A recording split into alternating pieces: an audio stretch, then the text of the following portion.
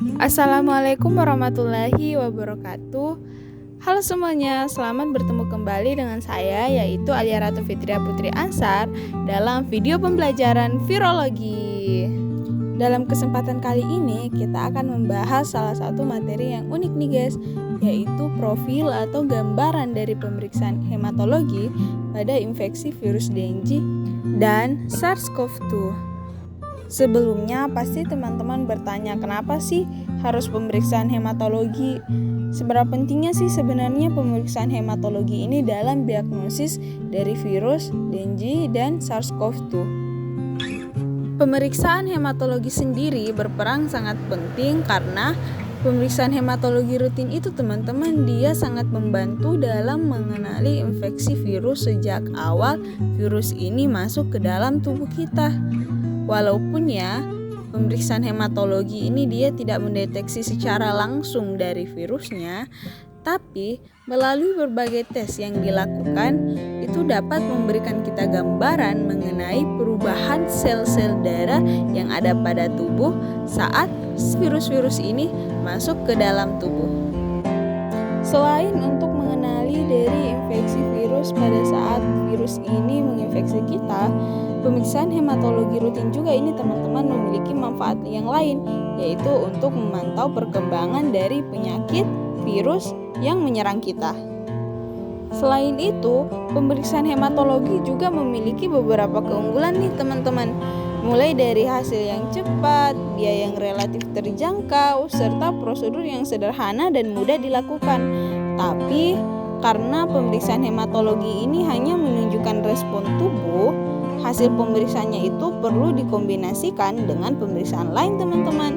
Pemeriksaan yang lebih spesifik seperti tes antigen atau PCR agar diagnosis kita itu menjadi lebih akurat.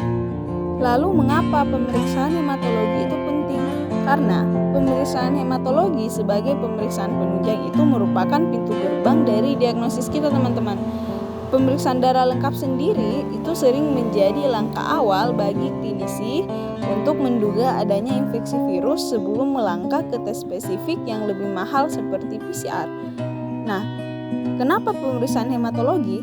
Karena perubahan jumlah dan jenis sel darah seringkali mencerminkan bagaimana sistem imun tubuh merespon invasi patogen secara sistemik.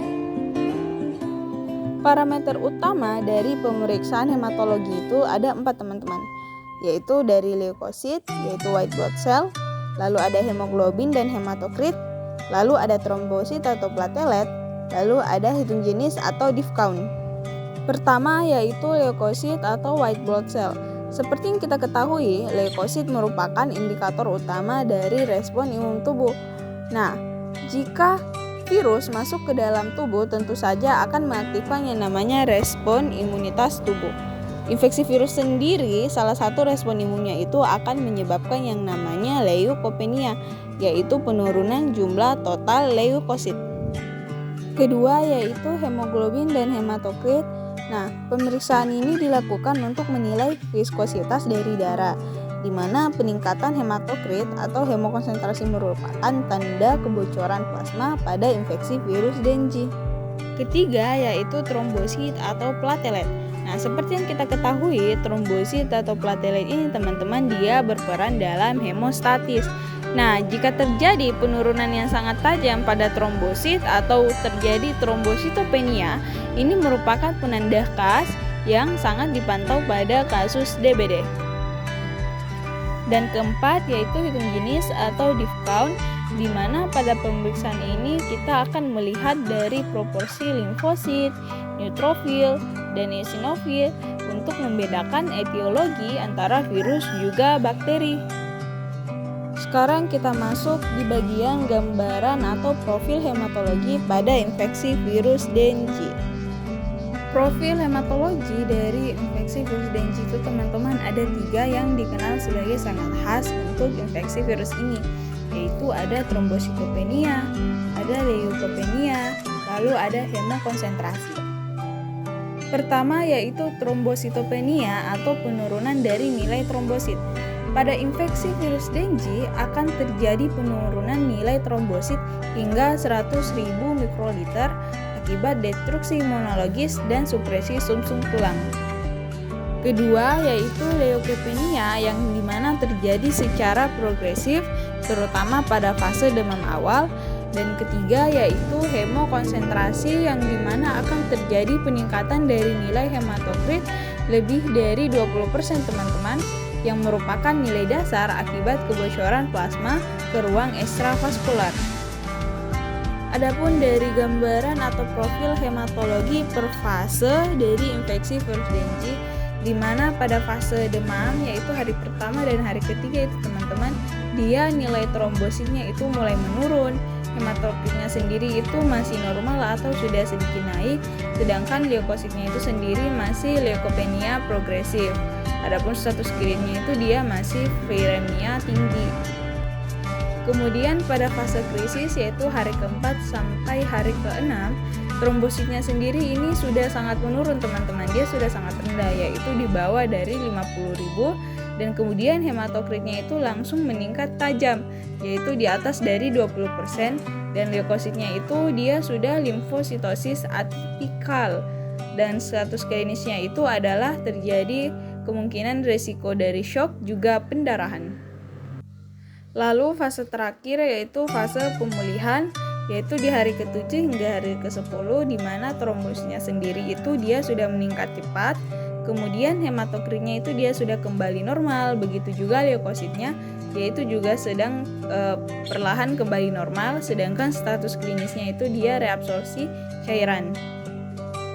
Selanjutnya kita masuk di gambaran atau profil hematologi dari infeksi SARS-CoV-2. Seperti yang kita ketahui, SARS-CoV-2 ini akan menyerang sel inang melalui reseptor ACE2 yang banyak terdapat di paru-paru juga organ lain. Nah, proses penyerangan ini akan memicu yang namanya badai sitokin atau cytokine storm, di mana sitokin inflamasi seperti interleukin 6 akan memicu gangguan hematopoiesis sehingga menyebabkan kerusakan limfosit dan aktivasi neutrofil secara masif di sirkulasi darah. Selain itu, adapun indikator dari prognostik utama infeksi dari COVID-19 yaitu, jika dibandingkan antara limfosit normal dan limfosit yang terinfeksi COVID-19 teman-teman, itu dimana terjadi penurunan drastis yang awalnya normalnya itu dia 35% itu menjadi hanya 12%. Kemudian neutrofil dibandingkan antara neutrofil orang sehat dengan neutrofil orang yang terkena atau terinfeksi COVID-19 itu dia terjadi peningkatan. Jika normalnya itu adalah 60%, maka pada saat terinfeksi COVID-19 itu dia meningkat menjadi 82% teman-teman. Gambaran atau profil hematologi antara infeksi virus Dengue dan SARS-CoV-2 jika dibandingkan akan memiliki perbandingan seperti berikut, yaitu di parameter leukosit di infeksi Dengue sendiri di mana akan sering terpantau leukopenia yang terjadi secara signifikan, sedangkan pada infeksi virus SARS-CoV-2 dia sendiri leukositnya akan nampak normal sampai dengan tinggi jika memang infeksinya itu bersifat parah teman-teman. Lalu ada limfosit. Nah, limfosit pada infeksi Dengue sendiri dia itu terpantau merupakan limfositosis atipikal, sedangkan pada SARS-CoV-2 dia sendiri merupakan limfopenia absolut. Lalu pada trombosit sendiri pada infeksi Dengue akan terpantau mengalami trombositopenia berat yang dimana nilainya itu di bawah dari 100.000, sedangkan pada SARS-CoV sendiri dia sendiri trombositnya akan memiliki nilai normal sampai dengan turun ringan saja teman-teman. Sedangkan pada nilai hematokrit itu infeksi Dengue sendiri akan meningkat di atas atau sama dengan 20%, sedangkan pada SARS-CoV-2 sendiri hematokritnya itu bernilai normal. Lalu ada pun MLR-nya itu sendiri infeksi Dengue itu dia tidak spesifik, namun pada SARS-CoV-2 dia sendiri itu akan sangat tinggi teman-teman. Baiklah teman-teman semuanya, itulah tadi video pembelajaran mengenai gambaran hematologi atau profil hematologi dari infeksi virus Dengue dan SARS-CoV-2 oleh saya. Jika terdapat kekurangan mohon dimaafkan. Sekian dan terima kasih. Wassalamualaikum warahmatullahi wabarakatuh. Sampai ketemu di video selanjutnya teman-teman.